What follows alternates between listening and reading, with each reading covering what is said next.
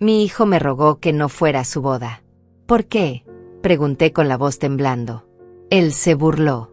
Soltó una risa seca, despreciativa, como si mi pregunta fuera lo más absurdo que había escuchado en su vida.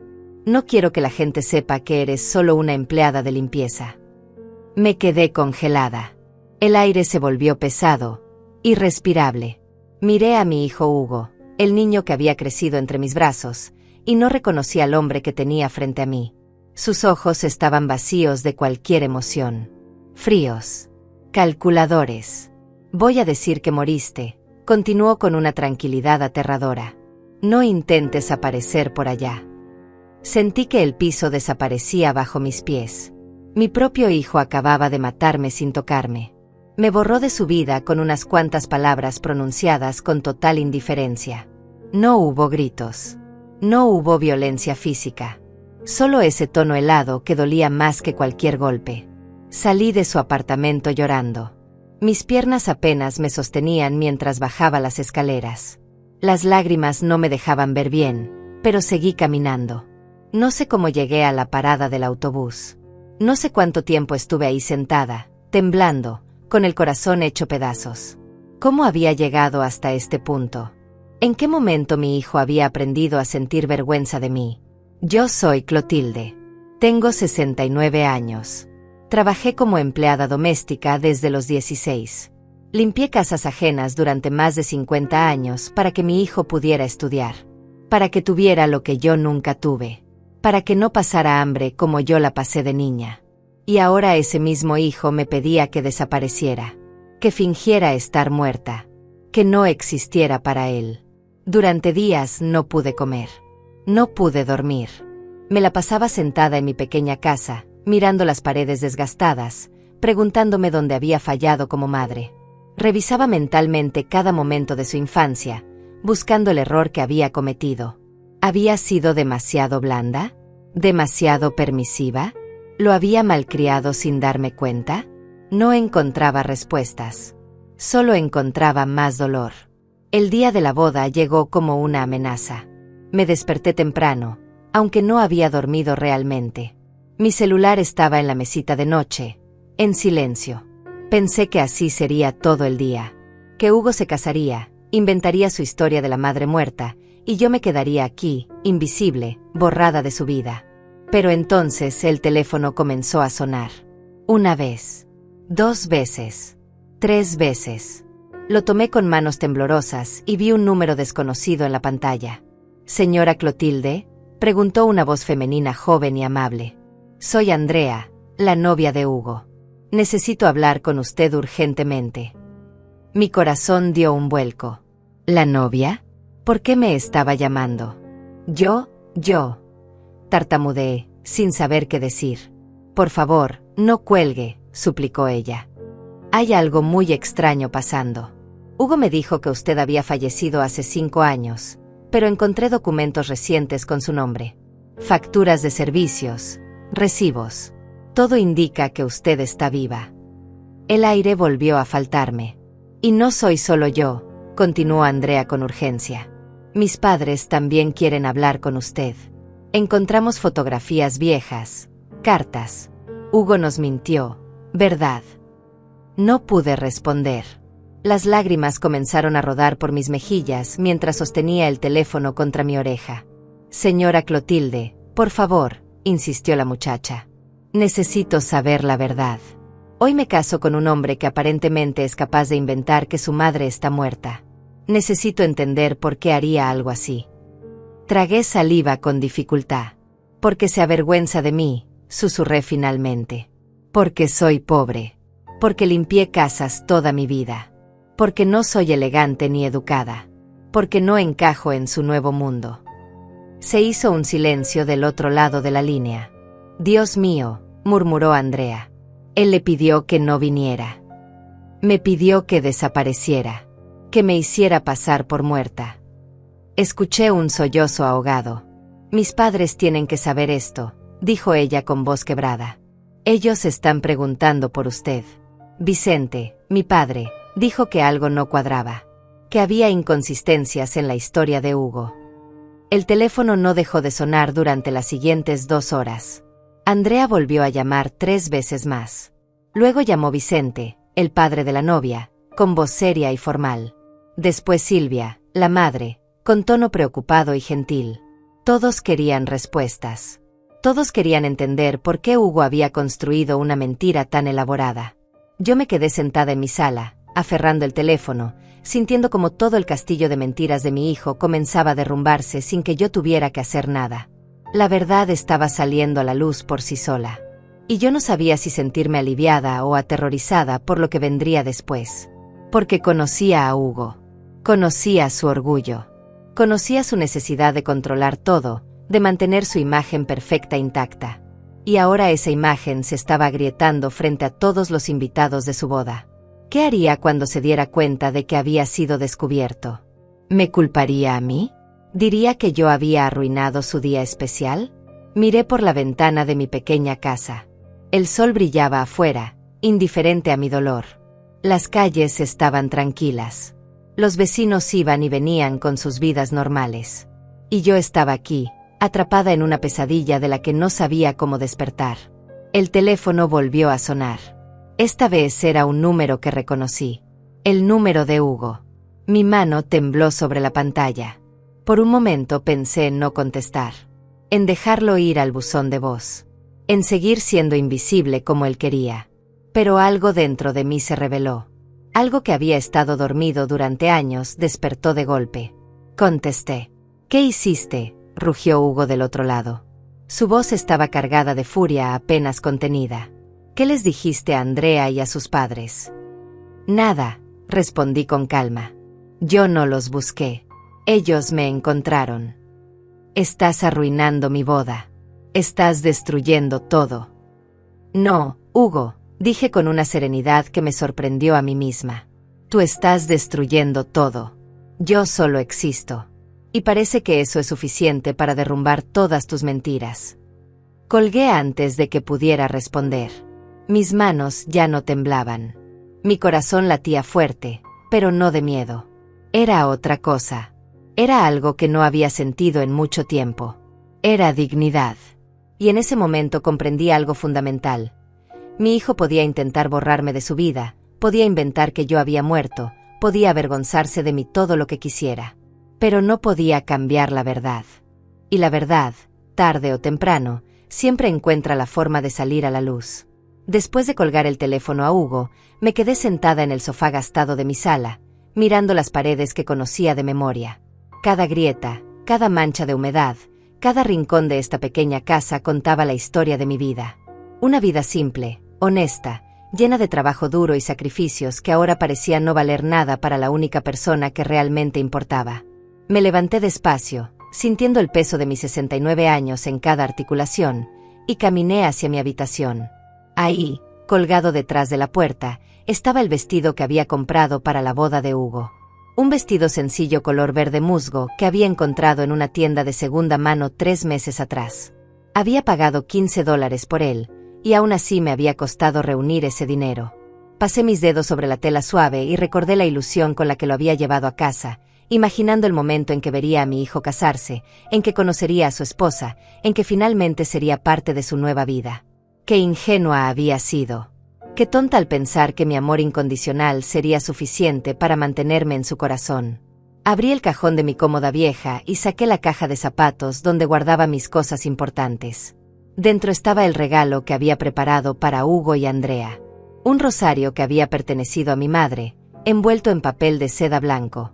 Era lo único de valor que poseía, no en dinero, sino en historia.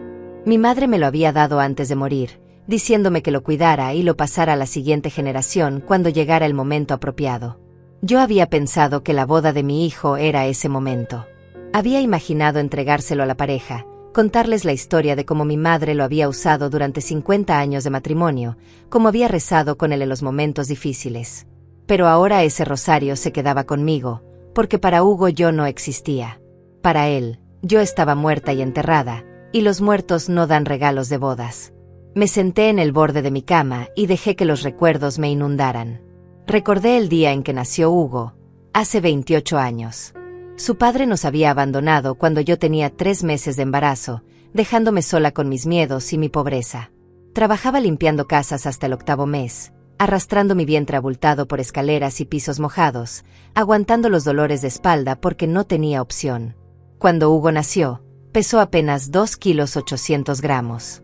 Era tan pequeño, tan frágil, que los médicos dijeron que tal vez no sobreviviera la primera semana. Pero yo no lo solté ni un segundo. Lo abracé contra mi pecho, le di todo mi calor, toda mi fuerza, toda mi voluntad de vivir. Y él sobrevivió. Creció fuerte y sano, aunque nunca tuvimos mucho. Compartíamos un cuarto en una pensión durante sus primeros 5 años. Yo cocinaba en una hornilla eléctrica y lavaba su ropa a mano en un balde de plástico. Pero él siempre tuvo comida en su plato. Siempre tuvo ropa limpia para ir a la escuela. Siempre tuvo útiles escolares, aunque yo tuviera que trabajar doble turno para pagarlos. Recordé las noches en que lo ayudaba con sus tareas bajo la luz tenue de una lámpara vieja. Yo apenas había terminado la primaria, pero hacía todo lo posible por entender sus ejercicios de matemáticas, sus lecturas, sus proyectos. Cuando llegó a la secundaria y las materias se volvieron más complicadas, yo pagaba clases particulares con el dinero que ahorraba de propinas. $20 aquí, 30 allá. Cada centavo que ganaba iba directamente a su educación. Yo usaba la misma ropa durante años, remendaba mis zapatos con cartón cuando se rompían las suelas, comía lo mínimo para que él pudiera tener porciones decentes. Nunca le dije que pasaba hambre. Nunca le conté cuántas noches me acostaba con el estómago vacío después de verlo comer satisfecho. Para mí, su bienestar era lo único que importaba. Era mi razón de existir. Mi propósito en este mundo era asegurarme de que él tuviera una vida mejor que la mía. Y lo logré. Hugo fue un estudiante brillante. Sacaba las mejores calificaciones, ganaba concursos, recibía elogios de sus profesores. Yo guardaba cada diploma, cada certificado, cada mención de honor como si fueran tesoros invaluables. Los pegaba en la pared de nuestro cuarto y los miraba con orgullo cada mañana antes de salir a trabajar. Cuando llegó el momento de la universidad, yo sabía que no podría pagársela con mi salario. Así que conseguí trabajos adicionales. Limpiaba casas durante el día, trabajaba en una cafetería por las tardes y cuidaba a un anciano durante algunas noches. Dormía 4 horas diarias, a veces menos. Mi cuerpo protestaba constantemente. Me dolían los huesos, las articulaciones, la espalda. Pero no me detenía. No podía detenerme. Hugo había sido aceptado en una buena universidad para estudiar administración de empresas, y yo no iba a permitir que la falta de dinero le cerrara esa puerta. Durante 4 años, trabajé sin descanso. Vendí todo lo que tenía de valor, incluyendo el anillo de oro que mi madre me había dejado. Pedí prestado dinero a vecinos y amigos, dinero que tardé años en devolver. Comía una vez al día, a veces solo pan con té. Usé los mismos 2 uniformes de trabajo durante toda su carrera universitaria, lavándolos cada noche y secándolos con un ventilador para poder usarlos al día siguiente. Mis manos se llenaron de callos y cicatrices. Mi rostro se arrugó prematuramente por el cansancio. Mi cabello se volvió completamente blanco antes de cumplir 50 años. Pero valía la pena. O eso creía yo. Porque Hugo se graduó con honores. Consiguió un buen trabajo en una empresa importante. Comenzó a ganar un salario que yo no podría imaginar ni en mis mejores sueños. Se mudó a un apartamento moderno en un barrio elegante. Compró ropa cara, comía en restaurantes exclusivos, viajaba a otros países. Y poco a poco, yo fui desapareciendo de su vida. Al principio fueron las visitas que se espaciaron. Pasó de venir cada fin de semana a venir una vez al mes. Luego cada 2 meses. Luego solo en Navidad y mi cumpleaños. Las llamadas también disminuyeron. Ya no me contaba sobre su trabajo, sus amigos, sus planes. Nuestras conversaciones se volvieron superficiales, mecánicas. Yo intentaba mantener el contacto, pero sentía que cada vez que lo llamaba estaba interrumpiendo algo importante. Él siempre tenía prisa, siempre estaba ocupado, siempre tenía alguna reunión o compromiso. Cuando conoció a Andrea hace 2 años, pensé que las cosas mejorarían. Pensé que tener una pareja lo haría más familiar, más conectado con sus raíces. Pero fue todo lo contrario. Andrea venía de una familia acomodada. Su padre era dueño de varias empresas. Su madre era abogada. Vivían en una casa grande con jardín y piscina. Y yo, la madre que había sacrificado todo por Hugo, no encajaba en ese mundo.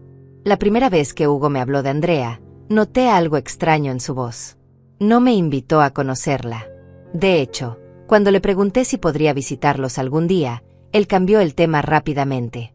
Pasaron meses antes de que finalmente me dijera que se casaría.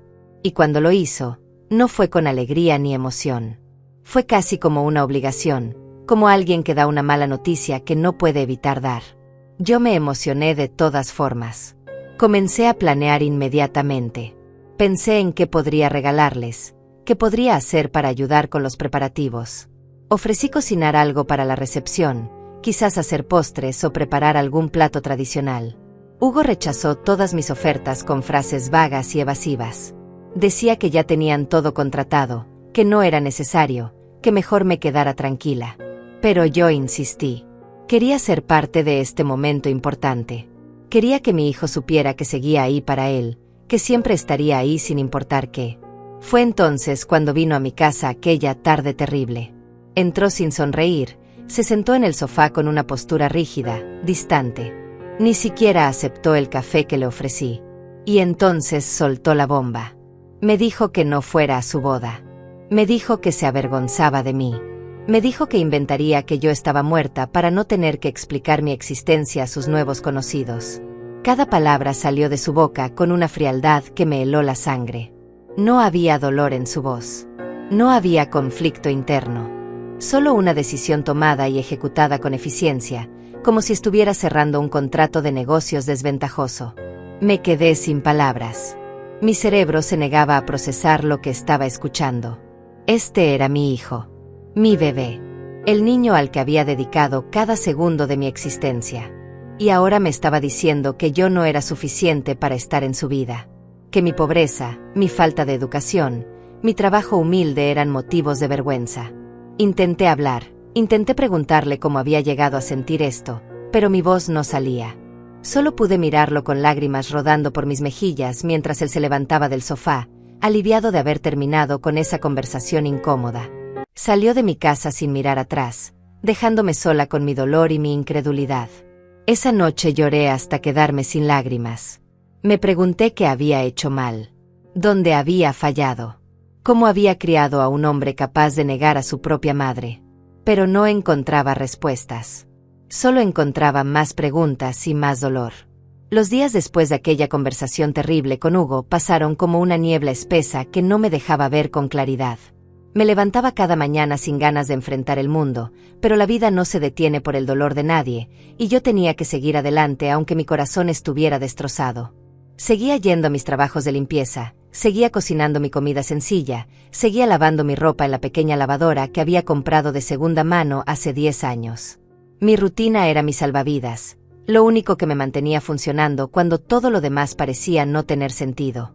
Cada mañana me levantaba a las 5, preparaba un café aguado con la cafetera vieja que hacía más ruido que café, y me vestía con mi uniforme de trabajo. Salía de mi casa cuando el sol apenas comenzaba a asomar por el horizonte, caminaba 3 cuadras hasta la parada del autobús, y esperaba el transporte que me llevaría a casa de la señora Rosaura, mi primer trabajo del día. Rosaura era una mujer mayor, casi de mi edad, que vivía sola en una casa modesta al otro lado de la ciudad. Llevaba limpiando su casa durante casi 15 años, y con el tiempo habíamos desarrollado una amistad sincera que iba más allá de la relación empleada-empleadora. Ella siempre me recibía con una sonrisa cálida y un vaso de jugo fresco, me preguntaba por mi vida y realmente escuchaba mis respuestas. No como esas personas que preguntan por educación, pero no les interesa lo que dices. Rosaura prestaba atención genuina, recordaba detalles de conversaciones anteriores, se preocupaba por mí de verdad. Durante todos esos años, le había contado sobre Hugo, sobre sus logros en la escuela, su graduación universitaria, su éxito profesional. Ella siempre celebraba cada noticia como si fuera su propio hijo quien triunfaba. Guardaba los recortes de periódico donde aparecía Hugo mencionado por algún proyecto empresarial, me felicitaba por haberlo criado tan bien. Por eso, cuando llegué a su casa aquella mañana después de la conversación devastadora con mi hijo, no pude ocultar mi tristeza. Mis ojos estaban hinchados de tanto llorar, mi rostro pálido y demacrado. Rosaura me vio entrar y supo inmediatamente que algo terrible había pasado. Me hizo sentarme en su cocina y preparó té caliente con miel, ese remedio universal que las abuelas usan para todos los males del alma. Se sentó frente a mí con sus manos arrugadas sosteniendo las mías, y me miró con esos ojos sabios que han visto demasiado en la vida como para sorprenderse de la crueldad humana. Le conté todo. Le conté cómo Hugo me había prohibido ir a su boda, cómo se avergonzaba de mí, cómo había decidido inventar que yo estaba muerta para no tener que explicar mi existencia a sus nuevos conocidos. Las palabras salían de mi boca entrecortadas por sollozos que no podía controlar, y Rosaura me dejó hablar sin interrumpirme, apretando mis manos con fuerza cada vez que mi voz se quebraba demasiado. Cuando terminé de contarle todo, esperaba que me dijera algo reconfortante, que me asegurara que las cosas mejorarían, que Hugo entraría en razón. Pero Rosaura era demasiado honesta para mentirme con falsos consuelos. En lugar de eso, me dijo algo que nunca olvidaré. Me dijo que algunas personas cambian tanto cuando suben en la vida que olvidan las escaleras que usaron para llegar arriba, olvidan las manos que los sostuvieron cuando tropezaban, olvidan los sacrificios que otros hicieron para que ellos pudieran trepar. Me dijo que Hugo había elegido su camino, y que ahora yo tenía que elegir el mío. Podía quedarme esperando a que él cambiara de opinión, rogando por migajas de afecto, aceptando ser invisible para no incomodarlo. O podía vivir mi vida con dignidad, rodeándome de personas que me valoraran por quien era, no por lo que podía aparentar ser. Sus palabras me golpearon como un balde de agua fría, pero necesitaba escucharlas. Necesitaba que alguien me sacudiera de mi dolor y me recordara que yo también tenía valor, aunque mi hijo no pudiera verlo. Rosaura insistió en que ese día no trabajara, que me quedara con ella tomando té y conversando. Me contó historias de su propia vida, de cómo había perdido a su esposo hace 20 años y tuvo que aprender a vivir sola, de cómo sus propios hijos se habían mudado a otros países y apenas la llamaban una vez al mes. Me recordó que el dolor es parte de la vida, pero también lo es la capacidad de sobrevivir a ese dolor y seguir adelante. Pasamos toda la mañana en su cocina, y cuando finalmente me levanté para irme, me sentía un poco menos rota que cuando había llegado. No curada, porque ese tipo de heridas no sanan rápidamente, pero al menos capaz de respirar sin que cada inhalación doliera como un cuchillo en el pecho. Mi vida en ese entonces era simple pero digna. Vivía en una casa pequeña al final de una calle tranquila, en un barrio humilde donde todos nos conocíamos por nombre. La casa tenía 2 habitaciones diminutas, una sala que también funcionaba como comedor, una cocina estrecha donde apenas cabía una persona cocinando, y un baño con azulejos desportillados que había intentado reparar yo misma con pegamento y paciencia. No era mucho, pero era mío. Había pagado esa casa durante 20 años con un préstamo del banco, sacrificando todo lujo imaginable para poder cumplir con las cuotas mensuales de $200. Ahora que finalmente había terminado de pagarla, la casa era completamente mía, y ese sentimiento de propiedad me daba una seguridad que el dinero no puede comprar. Mis vecinos eran gente trabajadora como yo. A mi izquierda vivía don Angenor, un señor viudo que arreglaba bicicletas en su garaje y siempre me regalaba frutas de su pequeño jardín. A mi derecha estaba la familia de Luis y Eliane, una pareja joven con 3 niños pequeños que llenaban la calle de risas y gritos cada tarde. Todos nos ayudábamos mutuamente. Cuando alguien necesitaba azúcar o sal, tocaba la puerta del vecino sin vergüenza. Cuando había alguna emergencia, todos salíamos a ayudar sin que nos lo pidieran. En mi comunidad, el valor de una persona no se medía por cuánto dinero tenía en el banco o en qué barrio vivía. Se medía por su honestidad, su trabajo, su disposición a tender la mano cuando alguien tropezaba. Aquí yo era respetada. Las señoras mayores me saludaban con cariño cuando me veían pasar, los niños del barrio me decían tía Clotilde y me contaban sus travesuras, los comerciantes de la esquina me guardaban las verduras más frescas porque sabían que yo llegaba tarde después de trabajar todo el día. Esta era mi gente. Este era mi mundo. Y Hugo quería que desapareciera de su vida porque este mundo no era suficientemente bueno para su nuevo estatus social. Cada tarde, después de terminar mis trabajos de limpieza, regresaba a mi casa cansada pero satisfecha. Me quitaba el uniforme, me ponía ropa cómoda, y cocinaba algo simple para cenar. Arroz con frijoles, un huevo frito, una ensalada pequeña. Comida humilde pero nutritiva. Mientras cocinaba, escuchaba la radio vieja que tenía en la cocina, sintonizando programas de música tradicional que me recordaban mi juventud. Después de cenar, lavaba los platos a mano porque nunca tuve lavavajillas, barría el piso, ordenaba mis cosas. Luego me sentaba en el sofá desgastado de la sala y tejía bufandas o suéteres que vendía en el mercado los domingos para ganar un dinero extra. Mis manos nunca estaban quietas. Había aprendido desde niña que las manos ociosas son lujo de ricos, y yo nunca había tenido ese privilegio. Los domingos eran mis días especiales.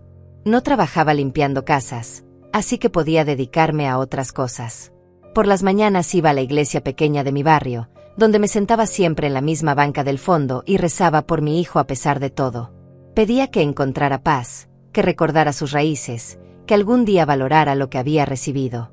Después de misa, pasaba por el mercado local donde montaba mi pequeño puesto de tejidos. Vendía las bufandas, los suéteres, los gorros que había hecho durante la semana. Ganaba entre $30 y $50 cada domingo, dinero que guardaba religiosamente en una lata escondida debajo de mi cama para emergencias. Esa lata era mi seguro de vida, mi red de protección contra cualquier imprevisto que pudiera presentarse. Mientras vendía mis tejidos, conversaba con otras vendedoras. Compartíamos historias, nos reíamos de tonterías, nos quejábamos del calor o la lluvia. Éramos una comunidad de mujeres fuertes que se ganaban la vida con sus manos y su determinación. Ninguna de nosotras tenía mucho, pero todas teníamos dignidad. Los recuerdos del pasado me visitaban constantemente durante esos días de dolor. No podía evitar revivir cada momento de la infancia y juventud de Hugo, buscando desesperadamente señales que explicaran cómo habíamos llegado hasta aquí. Recordaba con claridad dolorosa el día en que Hugo cumplió 5 años. Yo había ahorrado durante meses para comprarle su primer juguete nuevo, no de segunda mano como todo lo demás que tenía. Trabajé turnos extras limpiando oficinas por las noches, regresando a casa a las 2 de la madrugada con los pies hinchados y la espalda destrozada. Pero valía la pena porque había logrado reunir $45 para comprarle el camión de bomberos rojo que él miraba con ojos brillantes cada vez que pasábamos frente a la juguetería del centro. El día de su cumpleaños desperté temprano y horneé un pastel con los ingredientes más baratos que encontré en el mercado. No teníamos dinero para decoraciones elaboradas, así que corté papel de colores y hice una guirnalda con mis propias manos. Invité a 3 niños del vecindario para que Hugo tuviera amigos con quienes celebrar. Cuando le entregué el camión envuelto en papel periódico porque no tenía papel de regalo, sus ojos se iluminaron con una felicidad tan pura que me hizo olvidar todo el cansancio acumulado. Me abrazó con sus bracitos pequeños y me dijo que yo era la mejor mamá del mundo entero. Guardé ese momento en mi corazón como un tesoro invaluable, sin saber que décadas después lo necesitaría para recordarme que alguna vez fui amada por mi hijo. Recordaba también sus primeros días de escuela primaria. Hugo era un niño brillante desde el principio. Sus maestros me llamaban constantemente para felicitarme por su desempeño académico, por su comportamiento ejemplar, por su capacidad de aprender rápido. Yo asistía a cada reunión de padres usando mi única ropa decente, un vestido gris que había comprado en una tienda de caridad y que lavaba meticulosamente antes de cada ocasión. Me sentaba entre madres que vestían ropa cara y llevaban carteras de marca, sintiéndome pequeña e insignificante, pero orgullosa de mi hijo que superaba a todos sus compañeros en calificaciones. Las otras madres hablaban de las clases de inglés, música y deportes que pagaban para sus hijos. Yo solo podía ofrecer a Hugo mi tiempo y mi amor, ayudándolo con las tareas cada noche, aunque muchas veces no entendía bien los temas. Cuando Hugo tenía 8 años, la maestra me llamó para decirme que él tenía un talento especial para las matemáticas y que debería inscribirlo en un programa especial los sábados. El programa costaba $80 al mes, una fortuna para mí en ese entonces. Pero no dudé ni un segundo. Conseguí trabajo extra cuidando a los hijos de una vecina los fines de semana, sacrificando mi único día de descanso para que Hugo pudiera asistir a esas clases. Él nunca supo cuánto me costó. Nunca le conté que dormía 4 horas diarias para poder trabajar todos esos turnos. Lo protegí de la realidad de nuestra pobreza porque quería que se concentrara en estudiar, en soñar, en creer que podía llegar lejos. Cuando Hugo entró a la secundaria, las cosas se volvieron más complicadas. Los adolescentes son crueles, y él comenzó a notar las diferencias entre su vida y la de sus compañeros. Notaba que ellos tenían zapatillas deportivas de marca mientras él usaba las mías que yo compraba en el mercado. Notaba que ellos llevaban almuerzos elaborados en recipientes modernos mientras él llevaba arroz con frijoles en un tupper viejo. Notaba que ellos hablaban de vacaciones en la playa o viajes al extranjero mientras nosotros apenas salíamos de nuestro barrio. Un día llegó a casa con los ojos rojos, aunque intentaba ocultar que había llorado. Cuando le pregunté qué pasaba, me dijo que unos compañeros se habían burlado de sus zapatos gastados. Mi corazón se partió en ese momento. Saqué dinero de mi lata de ahorros de emergencia y al día siguiente fuimos a comprarle zapatos nuevos. Costaron $35, dinero que yo había guardado durante 6 meses para una posible visita al dentista que necesitaba urgentemente. Pero mis dientes podían esperar. La dignidad de mi hijo no. Hugo se probó los zapatos y sonrió por primera vez en semanas. Me abrazó y me prometió que estudiaría mucho para algún día darme todo lo que yo merecía. Yo le creí. Creí en esa promesa con todo mi corazón. Los años de universidad fueron los más duros de mi vida. Hugo había sido aceptado en una institución prestigiosa donde estudiaban hijos de familias acomodadas. La colegiatura era de $1,200 por semestre, sin contar libros, materiales y transporte. Yo ganaba aproximadamente $600 al mes limpiando casas, y de eso tenía que pagar renta, comida, servicios y todo lo demás. Los números no cuadraban de ninguna manera. Pero rendirse no era opción. Hablé con todos mis empleadores pidiéndoles más trabajo. Conseguí limpiar 2 casas adicionales entre semana y 3 más los fines de semana. Trabajaba desde las 5 de la mañana hasta las 9 de la noche, 7 días a la semana. Mis rodillas comenzaron a dolerme tanto que apenas podía caminar al final del día. Desarrollé una tos crónica por inhalar tantos productos de limpieza durante tantas horas. Mis manos se agrietaban y sangraban por el contacto constante con químicos agresivos. Pero no me detuve. No podía detenerme. Además de trabajar más, empecé a comer menos. Reducía mis comidas a 1 vez al día, generalmente solo arroz con un huevo o frijoles. Perdí casi 10 kilos durante el primer año de universidad de Hugo. Mis vecinas se preocupaban al verme tan delgada, me ofrecían comida que yo rechazaba con excusas inventadas sobre no tener hambre. La verdad era que cada dólar que no gastaba en mí era $1 más para la educación de mi hijo. Hugo vivía en una residencia universitaria durante esos años, así que solo venía a casa en vacaciones. Cuando llegaba, yo me esforzaba por parecer bien, por cocinar comidas especiales, aunque eso significara no comer adecuadamente durante semanas para ahorrar. Quería que sintiera que todo estaba bien, que su mamá podía con todo, que él no tenía que preocuparse por nada excepto sus estudios. Nunca le mostré mis manos lastimadas. Nunca le conté sobre las veces que sentía que me desmayaría de hambre mientras limpiaba pisos. Nunca mencioné los dolores constantes que mantenía controlados con analgésicos baratos comprados en la farmacia del barrio. Durante su segundo año, Hugo me comentó casualmente que muchos de sus compañeros iban a estudiar un semestre en el extranjero. Podía ver en sus ojos que él también quería esa experiencia. El programa costaba $3,500 más el pasaje de avión. Una cantidad imposible para mí. Pero la ilusión en su mirada me destrozó. Esa noche no dormí, haciendo cálculos una y otra vez. Finalmente tomé la decisión más difícil de mi vida. Fui al banco y pedí un préstamo de $5,000, usando mi pequeña casa como garantía. El oficial del banco me advirtió sobre los riesgos, sobre las tasas de interés, sobre lo que perdería si no podía pagar. Firmé de todas formas. Hugo viajó a España durante 6 meses. Me mandaba fotos de lugares hermosos, me contaba sobre la gente que conocía, las experiencias que vivía. Yo las miraba desde mi casa humilde mientras comía pan seco con té, feliz de verlo sonreír aunque esa sonrisa me estuviera costando literalmente todo lo que tenía. Cuando se graduó, la ceremonia fue en un auditorio elegante lleno de familias bien vestidas. Yo llevaba el mismo vestido gris de siempre, lavado y planchado con cuidado extremo. Me senté en las últimas filas, viendo a mi hijo recibir su diploma con honores. Lloré de orgullo y agotamiento. Habíamos llegado. Todos los sacrificios habían valido la pena. Pensé que ese era el inicio de una nueva etapa donde finalmente podríamos estar bien juntos, donde él construiría su vida y yo estaría a su lado apoyándolo siempre. Pero en lugar de acercarnos, comenzamos a alejarnos.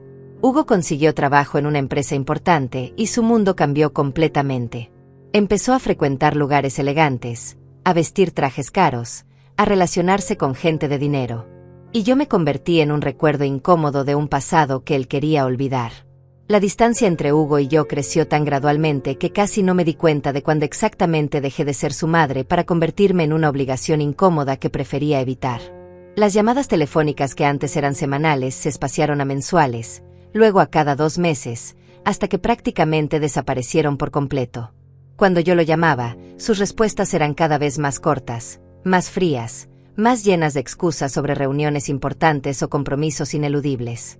Podía sentir a través del teléfono cómo deseaba terminar la conversación lo más rápido posible. Sus visitas a mi casa también se volvieron cada vez más raras.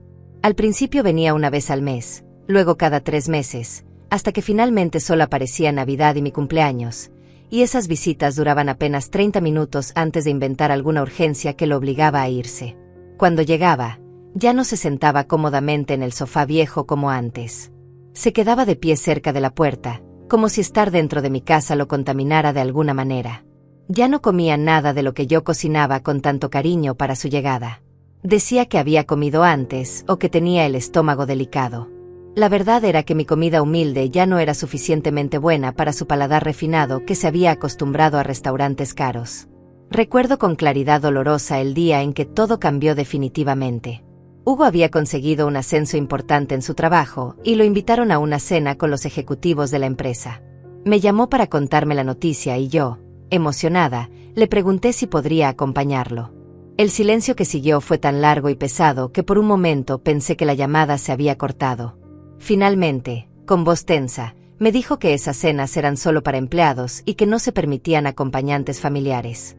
Yo le creí porque quería creerle, porque la alternativa era demasiado dolorosa de considerar.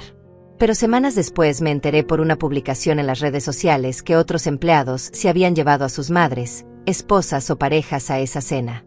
Hugo simplemente no había querido llevarme a mí. No quería que sus jefes y colegas conocieran a la mujer humilde que lo había criado, la empleada doméstica con manos callosas y ropa de segunda mano. Cuando lo confronté sobre esto, él se enojó. Me dijo que yo no entendía el mundo en el que él vivía ahora, que había ciertas expectativas sociales que debía cumplir, que mi presencia podría afectar negativamente su imagen profesional. Sus palabras fueron como veneno inyectado directamente en mi corazón. Mi propio hijo estaba diciéndome que yo era un problema para su carrera, un obstáculo para su éxito. Después de ese incidente, dejé de insistir. Dejé de preguntarle sobre su vida. Dejé de invitarlo a mi casa. Dejé de llamarlo constantemente. Si él quería mantenerme a distancia, yo respetaría su decisión aunque me estuviera matando por dentro. Nos convertimos en extraños conectados únicamente por un lazo sanguíneo que él deseaba cortar. Cuando conoció a Andrea, pensé brevemente que las cosas podrían mejorar. Pensé que tener una pareja lo haría valorar más la familia, lo haría recordar la importancia de las raíces. Pero fue exactamente lo contrario. Andrea venía de un mundo completamente diferente al nuestro.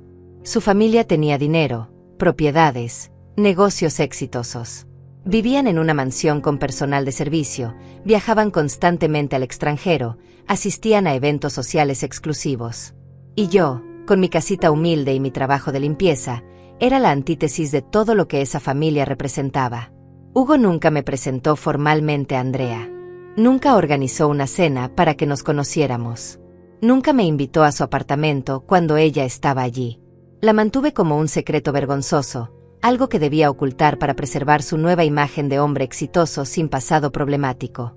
Cuando finalmente me enteré por una llamada fría y distante que se casarían en 6 meses, mi primer instinto fue emocionarme. A pesar de todo el dolor, a pesar del rechazo constante, todavía amaba a mi hijo con cada fibra de mi ser. Quería estar presente en su boda, quería conocer a la mujer que había elegido para compartir su vida, quería ser parte de ese momento importante. Comencé a planear inmediatamente. Revisé mis ahorros y calculé cuánto podría gastar en un regalo decente y en ropa apropiada para la ocasión. Encontré el vestido verde musgo en una tienda de segunda mano y lo compré con ilusión, imaginando cómo me vería ese día especial. Saqué el rosario de mi madre del cajón donde lo guardaba cuidadosamente envuelto en papel de seda y decidí que sería el regalo perfecto para la pareja.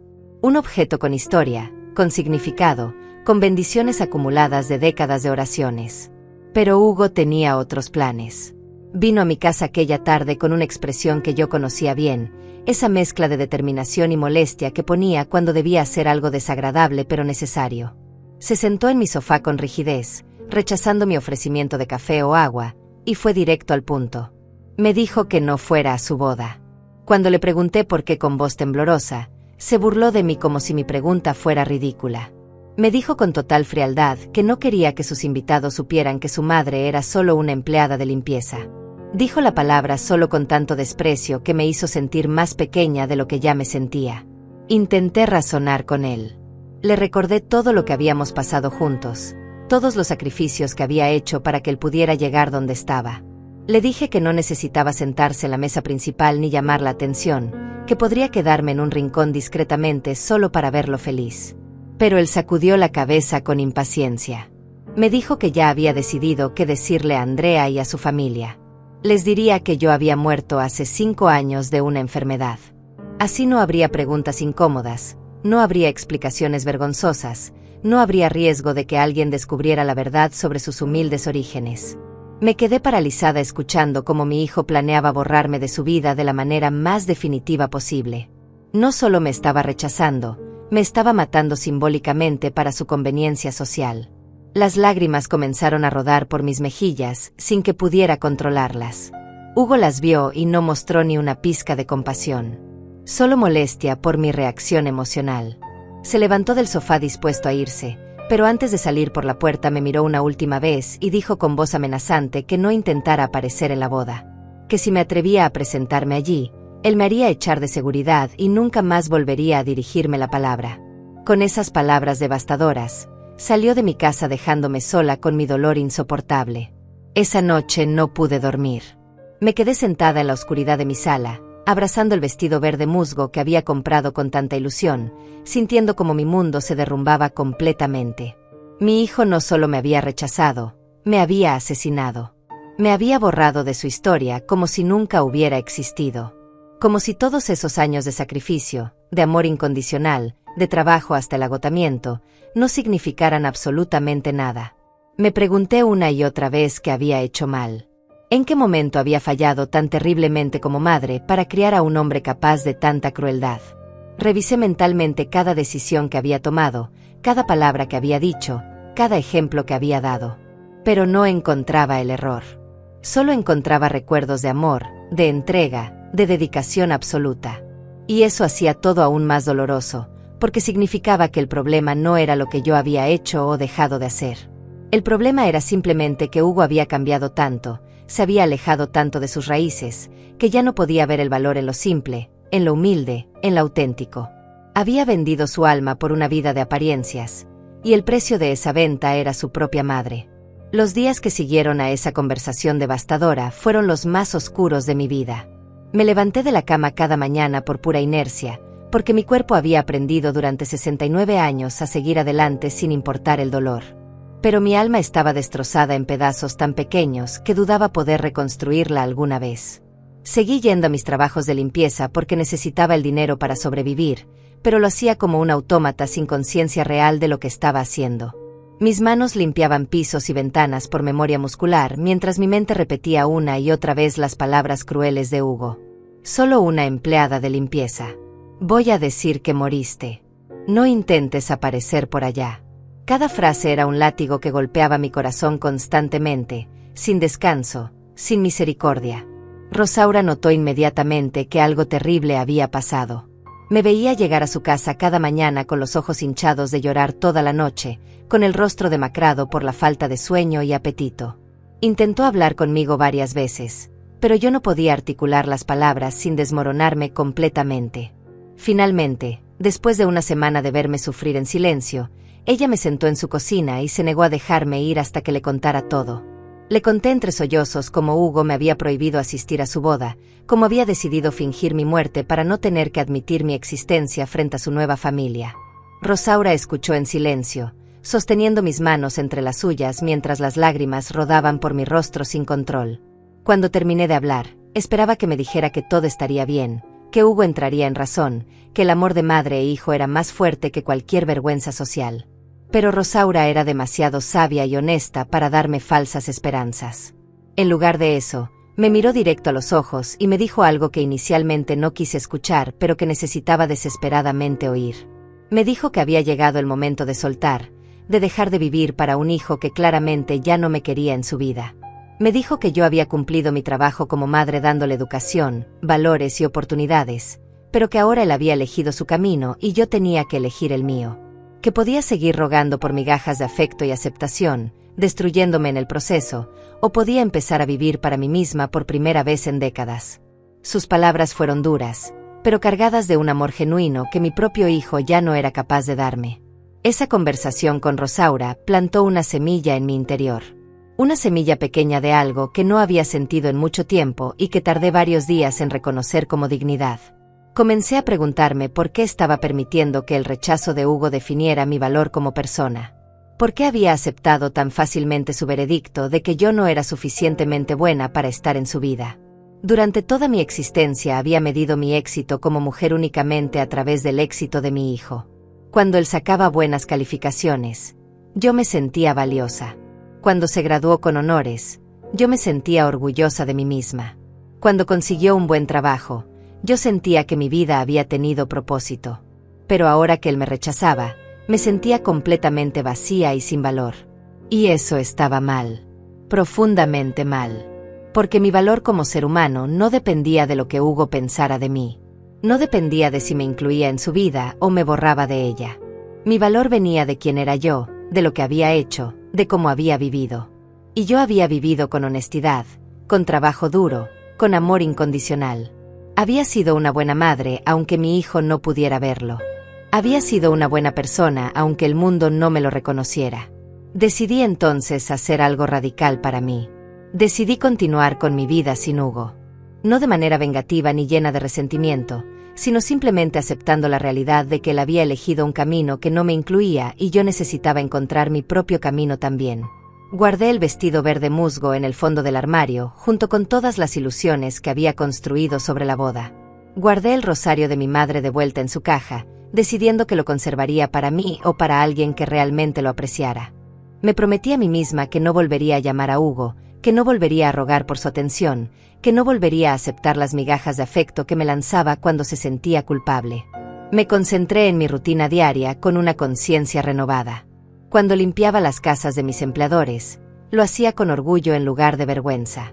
Mi trabajo era honesto y necesario. Mantenía hogares limpios y ordenados, facilitaba la vida de familias ocupadas, ganaba mi dinero sin depender de nadie. No había nada de que avergonzarse en eso. Cuando regresaba a mi pequeña casa al final del día, en lugar de sentirme deprimida por su humildad, comencé a apreciar que era mía, pagada con mi propio esfuerzo. Empecé a pasar más tiempo con mis vecinos, con la gente que realmente me valoraba. Don Angenor me traía mangos de su árbol y nos sentábamos en su porche a conversar sobre la vida mientras el sol se ponía. Eliane, mi vecina joven, me pedía consejos sobre cómo criar a sus hijos y me hacía sentir útil y sabia. Las señoras del mercado donde vendía mis tejidos los domingos me recibían con abrazos y risas genuinas. Estas personas me veían por quien era realmente y me aceptaban sin condiciones. No les importaba que no tuviera dinero ni educación universitaria. Les importaba que fuera honesta, trabajadora, amable. Y eso era suficiente. Más que suficiente. Por primera vez en mucho tiempo, comencé a sentir algo parecido a la paz. No era felicidad completa, porque la herida que Hugo había abierto en mi corazón todavía sangraba. Pero era una especie de aceptación serena de mi realidad. Había hecho todo lo que podía por mi hijo. Había dado todo lo que tenía para darle. Y si eso no era suficiente para él, el problema no era mío. Era suyo. Él era quien había perdido, no yo. Él era quien había cambiado el amor incondicional por apariencias vacías. Él era quien tendría que vivir con esa decisión. Pasaron las semanas y la fecha de la boda se acercaba. Yo la conocía aunque Hugo nunca me había dado una invitación. La había visto en una publicación de redes sociales que alguien había compartido. Mientras la fecha se aproximaba, sentí una mezcla extraña de emociones. Parte de mí todavía dolía profundamente por no poder estar allí. Parte de mí quería aparecer de todas formas, solo para demostrarle a Hugo que no podía borrarme tan fácilmente. Pero la parte más sabia de mí, la que había estado creciendo gracias a las conversaciones con Rosaura y a mi reflexión profunda, sabía que aparecer no resolvería nada. Solo crearía más dolor y más drama. Decidí que el día de la boda me quedaría en casa, haría mi rutina normal, y dejaría que Hugo viviera su día especial con la mentira que había construido. Si él quería fingir que yo estaba muerta, que así fuera. Yo seguiría viva, digna, en paz con mi conciencia. Esa sería mi pequeña victoria silenciosa. Pero el destino, como suele hacer, tenía otros planes completamente diferentes para ese día. Planes que yo no había imaginado ni en mis sueños más salvajes. Porque resulta que la verdad tiene una manera extraña de salir a la luz incluso cuando intentamos enterrarla profundamente. Y las mentiras, por más elaboradas que sean, siempre tienen grietas por donde se filtra la realidad. Hugo había construido un castillo de mentiras sobre mi supuesta muerte, pero no había considerado todos los detalles, todos los cabos sueltos que podían desenredar su historia cuidadosamente fabricada. No había pensado que Andrea y su familia podrían investigar, podrían hacer preguntas, podrían encontrar inconsistencias. Y eso fue exactamente lo que sucedió. El día de la boda amaneció soleado y cálido, uno de esos días perfectos que parecen diseñados especialmente para celebraciones importantes. Yo me desperté temprano como siempre, con ese nudo en el estómago que llevaba semanas cargando. Sabía que en ese preciso momento, en algún lugar de la ciudad, Hugo se estaba preparando para casarse mientras les contaba a todos que su madre había muerto hace 5 años. Me pregunté cómo se sentiría pronunciar esas palabras, si le causaría aunque fuera un poco de remordimiento o si simplemente las diría con la misma frialdad con que me las había anunciado a mí. Decidí mantenerme ocupada para no pensar demasiado. Preparé mi café aguado de siempre, limpié mi pequeña casa de arriba abajo aunque ya estaba limpia, y me senté a tejer una bufanda que nadie había encargado pero que necesitaba mantener mis manos ocupadas. Mi teléfono celular estaba sobre la mesa, en silencio como llevaba estando desde hace días. No esperaba ninguna llamada. No esperaba que nadie me buscara. Pero entonces, alrededor de las 10 de la mañana, el teléfono comenzó a vibrar. Vi un número desconocido en la pantalla y mi primer instinto fue no contestar. Pero algo dentro de mí, tal vez curiosidad o tal vez intuición, me hizo levantar el aparato y presionar el botón verde. La voz al otro lado era de una mujer joven que sonaba nerviosa y urgente. Se presentó como Andrea, la novia de Hugo, y mis manos comenzaron a temblar instantáneamente. No entendía por qué la novia me estaría llamando el día de su boda, especialmente cuando se suponía que yo estaba muerta en la versión de la historia que Hugo le había contado. Andrea habló rápidamente, como si temiera que yo fuera a colgar en cualquier momento. Me dijo que necesitaba hablar conmigo urgentemente porque había descubierto algo muy perturbador. Me contó que durante las últimas semanas, mientras organizaban los detalles finales de la boda, ella había encontrado documentos en el apartamento de Hugo que mencionaban mi nombre. Facturas recientes de servicios públicos que llegaban a mi dirección, recibos de transferencias bancarias de hace solo 2 meses, incluso una fotografía fechada del año anterior donde yo aparecía claramente viva. Cuando Andrea le había preguntado a Hugo sobre estas inconsistencias, él se había puesto extremadamente nervioso y había inventado excusas confusas sobre trámites pendientes de cuando yo supuestamente había fallecido. Pero Andrea no era tonta. Había crecido en una familia de abogados y empresarios donde revisar documentos y detectar mentiras era prácticamente un deporte familiar. Ella sabía que algo no cuadraba en absoluto. Andrea me explicó entre sollozos contenidos que había decidido investigar por su cuenta. Había buscado mi nombre en internet y encontrado registros públicos que confirmaban que yo estaba viva. Había llamado a la compañía de servicios públicos haciéndose pasar por familiar y le habían confirmado que las cuentas a mi nombre estaban activas y al día. Incluso había ido hasta mi vecindario la semana anterior, había preguntado discretamente a los comerciantes de la zona, y todos le habían hablado de la señora Clotilde que vivía al final de la calle, que vendía tejidos los domingos en el mercado, que trabajaba limpiando casas. Todos me conocían. Todos confirmaban que yo estaba muy viva. Andrea me dijo con voz quebrada que cuando confrontó a Hugo con toda esta evidencia la noche anterior, él finalmente había admitido la verdad. Le había confesado que yo estaba viva, pero que le había pedido no asistir a la boda porque él se avergonzaba de mí. Según la versión de Hugo, yo había aceptado voluntariamente desaparecer de su vida porque entendía que mi presencia podría perjudicar su imagen profesional y social. Por supuesto, esa era otra mentira. Yo nunca había aceptado nada voluntariamente. Él me había impuesto su decisión sin darme opción alguna. Andrea me preguntó directamente si lo que Hugo decía era cierto, si yo realmente había estado de acuerdo con todo esto. Y ahí, Sentada en mi sala humilde con el teléfono temblando en mi mano, decidí que ya era suficiente de mentiras. Le conté la verdad completa. Le conté cómo Hugo había venido a mi casa a prohibirme asistir a la boda. Le conté las palabras exactas que había usado, cómo se había burlado de mi trabajo, cómo había planeado fingir mi muerte para no tener que explicar mis humildes orígenes. Le conté sobre todos los años de sacrificio, sobre cómo había trabajado hasta el agotamiento para pagarle sus estudios, sobre cómo había vendido todo lo que tenía de valor para que él pudiera tener oportunidades. Y le conté cómo todo ese amor y dedicación aparentemente no habían significado nada para él cuando tuvo que elegir entre su madre real y su imagen fabricada. Andrea lloraba abiertamente mientras yo hablaba. Me pedía perdón una y otra vez, aunque ella no tenía culpa de nada. Me decía que no sabía que se estaba casando con alguien capaz de semejante crueldad hacia su propia madre. Me preguntó si podía compartir esta información con sus padres, Vicente y Silvia, que también habían estado sospechando algo extraño en toda la historia de Hugo.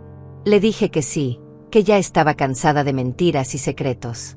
Colgué el teléfono sintiendo una mezcla extraña de emociones. Parte de mí se sentía aliviada de que finalmente alguien conociera la verdad.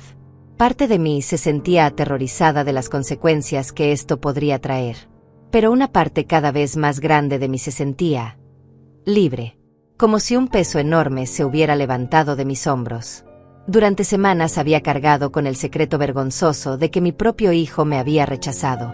Había guardado ese dolor en silencio, protegiéndolo a él incluso cuando él no me protegía a mí. Pero ahora la verdad estaba saliendo y yo no tenía que seguir cargando esa cruz sola. El teléfono volvió a sonar 20 minutos después.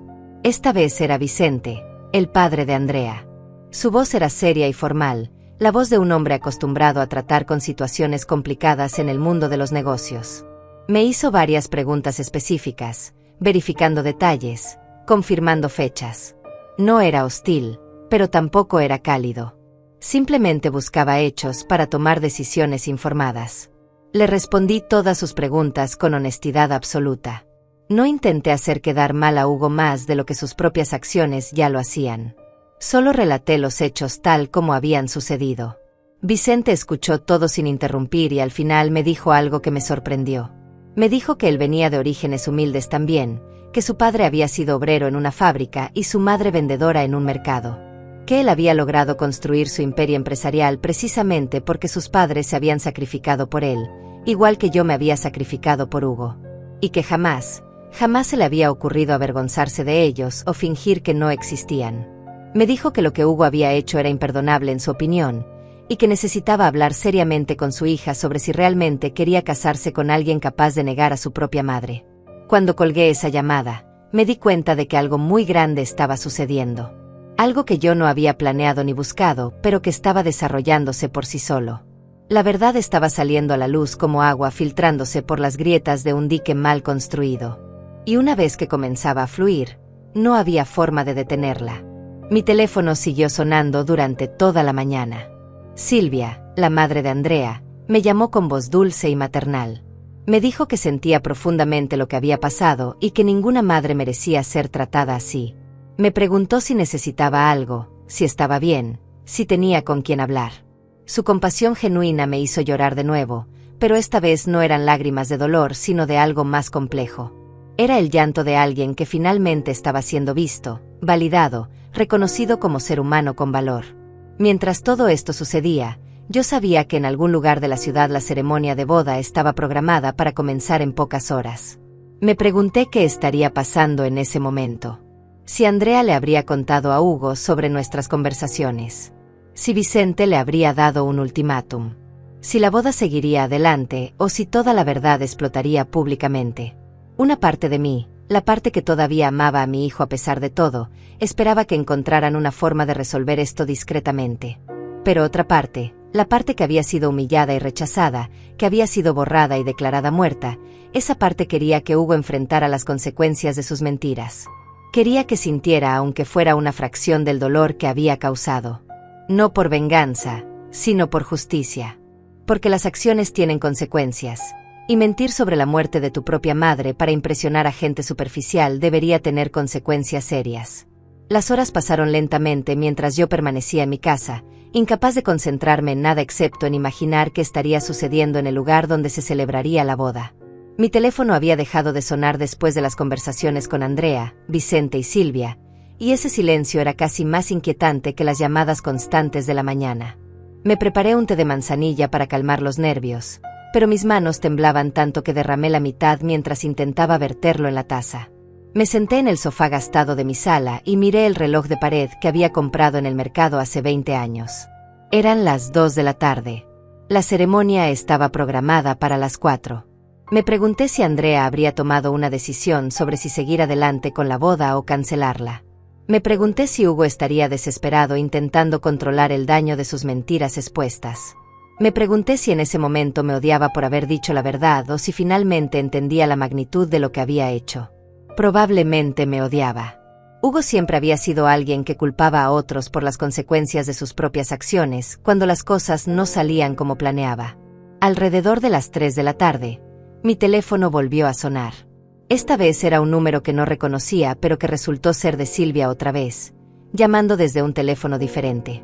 Su voz sonaba tensa pero controlada cuando me dijo que necesitaba hacerme una pregunta muy importante y que fuera completamente honesta con mi respuesta. Me preguntó si yo quería asistir a la boda. Si en mi corazón, a pesar de todo el dolor que Hugo me había causado, todavía deseaba estar presente en ese momento de su vida. La pregunta me tomó completamente desprevenida. Había pasado semanas convenciéndome de que no ir era lo correcto, que mantenerme alejada era la manera de preservar mi dignidad. Pero cuando Silvia me hizo esa pregunta directa, algo dentro de mí se quebró y la verdad salió sin filtros.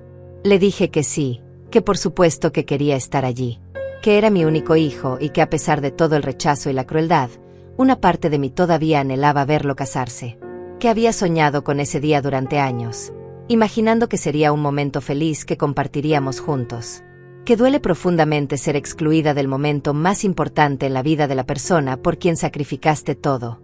Silvia escuchó mis palabras con atención y luego me dijo algo que nunca esperé escuchar.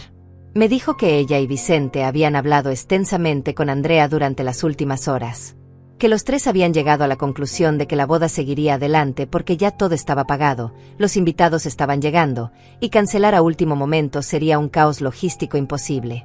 Pero que habían tomado una decisión importante. Me estaban invitando oficialmente a asistir. Me dijeron que habían reservado un lugar para mí en la segunda fila, cerca de la familia de la novia, que enviarían un auto a recogerme en 30 minutos, que no tenía que preocuparme por ropa elegante o regalos costosos, que solo necesitaba presentarme tal como era, porque ellos querían conocer a la mujer que había sacrificado todo por darle una educación a su hijo. Querían honrar mi presencia en lugar de borrarla. Me quedé sin palabras, sosteniendo el teléfono contra mi oreja mientras las lágrimas comenzaban a rodar por mis mejillas. Silvia me preguntó si aceptaba la invitación o si prefería quedarse en casa. Y en ese momento, tomé la decisión más valiente de mi vida. Le dije que sí, que iría. Colgué el teléfono y corrí a mi habitación con una energía que no había sentido en semanas. Saqué el vestido verde musgo del fondo del armario donde lo había guardado junto con todas mis esperanzas rotas. Lo colgué frente a mí y lo observé con ojos nuevos. Ya no era el vestido de una madre rechazada rogando por ser incluida. Era el vestido de una mujer que había sido invitada, valorada, reconocida. Me bañé rápidamente con el agua tibia que salía de mi ducha vieja, me peiné el cabello blanco hacia atrás en un moño simple y digno, y me puse el vestido con manos que ya no temblaban de miedo sino de algo parecido a la determinación. No tenía maquillaje costoso ni joyas elegantes. Solo tenía mi rostro honesto marcado por 69 años de vida dura pero digna. Y eso tendría que ser suficiente. Saqué también la caja donde guardaba el rosario de mi madre. Lo sostuve en mis manos sintiendo el peso de su historia y decidí llevarlo conmigo. Si Andrea y Hugo lo querían después de todo, se los daría. Si no, lo conservaría como el tesoro que siempre había sido. Exactamente 30 minutos después, escuché un auto detenerse frente a mi casa. Miré por la ventana y vi un vehículo negro elegante, completamente fuera de lugar en mi calle humilde donde la mayoría de la gente ni siquiera tenía auto propio. El conductor bajó y tocó mi puerta educadamente. Me presentó como el chofer de la familia de Andrea y me abrió la puerta trasera con una cortesía que me hizo sentir respetada por primera vez en mucho tiempo. Mis vecinos salieron a sus puertas y ventanas al escuchar el auto, observando con curiosidad mientras yo subía vestida elegantemente. Don Angenor me gritó desde su porche preguntando si todo estaba bien, y yo le respondí con una sonrisa que sí, que iba a la boda de mi hijo. Su expresión de sorpresa y alegría fue lo último que vi de mi barrio antes de que el auto arrancara. Durante el trayecto hacia el lugar de la ceremonia, mi corazón latía tan fuerte que podía escucharlo en mis oídos. Me pregunté qué pasaría cuando llegara.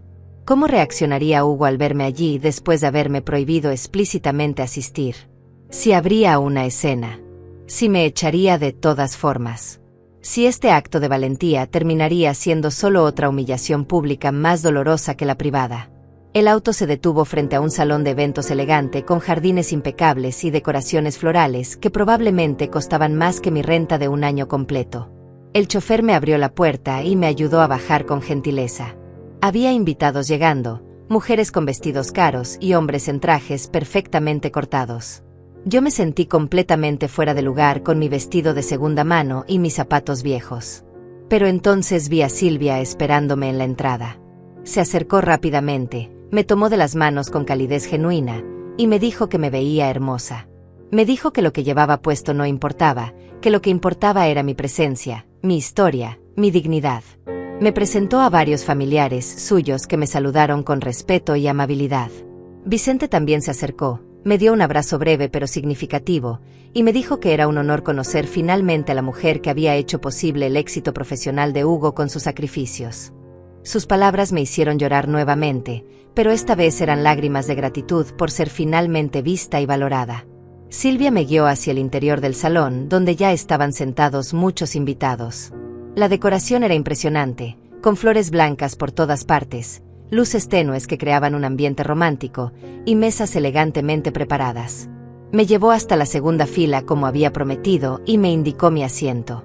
Desde allí tenía una vista perfecta del altar donde Hugo estaría parado en pocos minutos.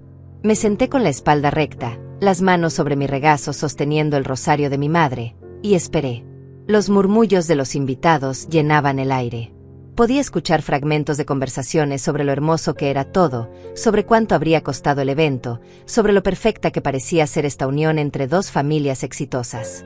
Nadie sabía todavía que la madre del novio, supuestamente muerta, estaba sentada allí viva y respirando. La música comenzó a sonar indicando que la ceremonia estaba por empezar. Vi a Hugo aparecer por un lateral y caminar hacia el altar. Llevaba un traje negro impecable, el cabello perfectamente peinado, una sonrisa confiada en el rostro. Se veía exitoso, seguro de sí mismo, feliz. Se veía como alguien cuya vida era perfecta. Entonces sus ojos barrieron el salón en ese gesto automático que hace la gente cuando está frente a una multitud. Y me vieron. Vi el momento exacto en que su mirada se clavó en mí sentada en la segunda fila. Vi cómo su sonrisa confiada se congelaba. Vi cómo el color desaparecía de su rostro. Vi cómo sus ojos se abrían con una mezcla de shock, horror y pánico absoluto. Nuestras miradas se encontraron a través del salón lleno de gente, y en ese momento todo el aire pareció abandonar sus pulmones. Yo lo miré tranquilamente, sin rabia, sin triunfo, solo con la serenidad de alguien que finalmente había encontrado su lugar después de ser empujada fuera. Había llegado el momento de la verdad. Y esta vez, la verdad no estaría escondida detrás de mentiras convenientes. Hugo se quedó paralizado en el altar, mirándome como si hubiera visto un fantasma. Y en cierto sentido, eso era exactamente lo que estaba viendo. La madre que había declarado muerta estaba sentada allí, viva, real, presente en el momento que él había trabajado tan duro para mantenerme fuera. Vi cómo intentaba recuperar la compostura, cómo forzaba una sonrisa temblorosa mientras miraba nerviosamente a los invitados tratando de descifrar si alguien más había notado su reacción. La música nupcial comenzó a sonar y Andrea apareció al final del pasillo del brazo de su padre Vicente. Se veía hermosa con su vestido blanco elegante, pero lo que más me impactó fue la expresión en su rostro. No era la sonrisa radiante de una novia emocionada. Era algo más complejo, una mezcla de determinación y tristeza que me hizo entender que ella sabía exactamente lo que estaba haciendo al invitarme. Esta no era solo su boda. Era también un momento de verdad, una confrontación silenciosa con las mentiras que Hugo había construido tan cuidadosamente. Andrea caminó por el pasillo con pasos medidos, su mirada fija en Hugo, que seguía luchando por mantener su expresión neutral. Cuando llegó al altar y Vicente la entregó formalmente a mi hijo, pude ver el intercambio de miradas entre ellos. Hugo le susurró algo rápidamente, probablemente preguntándole qué diablos estaba pasando, por qué yo estaba allí. Pero Andrea solo sonrió con una calma que dejaba claro que ella tenía el control de la situación. La ceremonia comenzó con el sacerdote dando las palabras tradicionales sobre el matrimonio, sobre el amor y el compromiso. Yo escuchaba a medias, mi atención dividida entre las palabras rituales y la tensión palpable que emanaba del altar donde Hugo sudaba visiblemente bajo su traje impecable. Podía ver cómo sus ojos se desviaban constantemente hacia mí, como si no pudiera creer que realmente estuviera allí.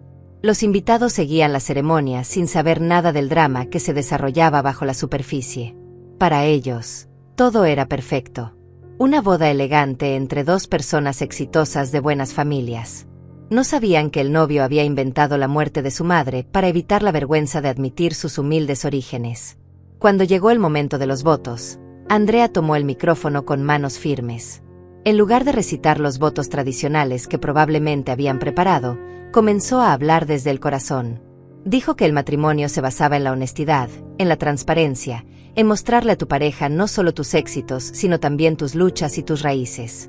Dijo que amaba a Hugo, pero que había aprendido en las últimas 24 horas que el hombre con quien se casaba había ocultado partes fundamentales de su historia. Y entonces, mientras todo el salón escuchaba en silencio cada vez más confundido, Andrea miró directamente hacia donde yo estaba sentada y dijo algo que nadie esperaba. Dijo que quería reconocer públicamente a la mujer más importante en la vida de Hugo, la mujer que había sacrificado todo para darle las oportunidades que lo habían traído hasta este momento. La mujer que él había intentado borrar de su historia por vergüenza. Su madre, Clotilde, que estaba viva y presente en esta ceremonia a pesar de que Hugo le había dicho a todos que había fallecido años atrás. El silencio que siguió fue ensordecedor. Pude escuchar el murmullo colectivo de shock que recorrió el salón como una ola. Cabezas giraron para mirarme. Ojos llenos de sorpresa y confusión se clavaron en mí. Y Hugo, mi hijo, se puso pálido como un papel. Intentó tomar el micrófono, intentó decir algo para controlar la situación, pero Andrea no se lo permitió. Ella continuó hablando con voz firme. Contó cómo había descubierto la mentira, cómo había investigado y encontrado la verdad. Contó sobre las facturas recientes, los documentos, los vecinos que confirmaban mi existencia. Y luego, con lágrimas rodando por sus mejillas, dijo que no podía comenzar su matrimonio sobre una base de mentiras y negación. Que si Hugo era capaz de negar a su propia madre, de inventar su muerte para impresionar a otros, entonces ella necesitaba saber qué más era capaz de ocultar o falsificar. Vicente se levantó de su asiento y se acercó al altar. Con voz grave que todos pudieron escuchar, dijo que él venía de orígenes humildes igual que yo. Que sus padres habían trabajado duro en empleos modestos para darle educación. Y que jamás, en ningún momento de su exitosa carrera empresarial, se le había ocurrido avergonzarse de ellos o fingir que no existían. Dijo que el verdadero carácter de una persona se mide no por cuánto dinero gana o en qué círculos sociales se mueve, sino por cómo trata a quienes la ayudaron a llegar donde está. Hugo intentó defenderse. Empezó a balbucear explicaciones confusas sobre malentendidos, sobre cómo las cosas se habían complicado, sobre cómo nunca había querido lastimar a nadie. Pero sus palabras sonaban huecas incluso para él mismo. Los invitados murmuraban entre sí, algunos claramente escandalizados, otros confundidos, todos incómodos testigos de un drama familiar que nunca esperaron presenciar. Yo permanecí sentada en mi lugar, tranquila, sin decir nada. No necesitaba hablar. Mi sola presencia era suficiente testimonio de la verdad. Silvia, quien estaba sentada a mi lado, tomó mi mano y la apretó con solidaridad silenciosa. Andrea se quitó el velo lentamente y miró a Hugo con una mezcla de decepción y tristeza. Le dijo que necesitaban hablar seriamente antes de continuar con esta ceremonia. Que ella no podía casarse con alguien en quien no confiaba completamente. Que el matrimonio requería honestidad absoluta y que él había demostrado ser capaz de mentiras elaboradas cuando le convenía. Hugo finalmente pareció comprender la magnitud de lo que había perdido. No solo estaba perdiendo potencialmente su matrimonio frente a 200 invitados. Estaba perdiendo su reputación, su imagen cuidadosamente construida, el respeto de gente que admiraba. Todo por haber intentado borrarme de su vida. Se volvió hacia mí entonces, bajando del altar y caminando por el pasillo mientras todos observaban en silencio absoluto. Se detuvo frente a mí con lágrimas en los ojos, y por primera vez en años vi algo genuino en su expresión. Vergüenza. Arrepentimiento. Dolor. Intentó hablar, pero su voz se quebró. Intentó disculparse, pero las palabras no salían. Solo pudo arrodillarse frente a mi asiento y llorar como no lo había visto llorar desde que era un niño pequeño. Yo miré a mi hijo destruido frente a mí y sentí una mezcla compleja de emociones. Parte de mí quería abrazarlo, consolarlo, decirle que todo estaría bien. Pero otra parte, la parte que había sido humillada y rechazada, sabía que este momento era necesario. Que Hugo necesitaba enfrentar las consecuencias de sus acciones. Que necesitaba entender que las personas no son desechables, especialmente aquellas que te dieron la vida y sacrificaron la suya por la tuya. Le puse una mano sobre la cabeza, sintiendo su cabello bajo mis dedos como cuando era pequeño. Y le dije con voz suave pero firme que lo perdonaba porque eso era lo que las madres hacían. Pero que el perdón no significaba que todo volviera a ser como antes. Que él había roto algo fundamental entre nosotros y que sanar esa herida tomaría mucho más que lágrimas y disculpas apresuradas frente a una audiencia. Que necesitaba trabajar en entender por qué había sentido tanta vergüenza de sus raíces, por qué había valorado la apariencia sobre la sustancia, por qué había creído que negar su pasado lo haría mejor persona. Hugo asintió entre sollozos, incapaz de articular palabras coherentes. Andrea se acercó entonces y se arrodilló junto a él. Tomó su mano y la mía y las juntó. Dijo que si íbamos a continuar con esta ceremonia, sería con la verdad completa sobre la mesa. Que ella necesitaba saber que Hugo estaba dispuesto a hacer el trabajo de convertirse en el hombre íntegro que ella creía que podía ser. Que eso incluía honrar a su madre públicamente, reconocer sus sacrificios, y nunca más sentir vergüenza de dónde venía. La ceremonia no continuó ese día. En lugar de eso, los organizadores anunciaron que habría un receso indefinido mientras la pareja resolvía asuntos importantes. Los invitados se dispersaron en grupos pequeños, murmurando sobre el drama sin precedentes que acababan de presenciar. Algunos me miraban con compasión, otros con curiosidad, algunos incluso se acercaron a presentarse y expresar su admiración por mi dignidad frente a una situación tan difícil. Vicente y Silvia me invitaron a quedarme para la recepción que habían decidido mantener de todas formas, aunque fuera solo como una reunión social en lugar de celebración de boda. Pero yo decliné educadamente. Había hecho lo que vine a hacer. Había existido públicamente cuando intentaron borrarme. Había mantenido mi dignidad cuando intentaron quitármela.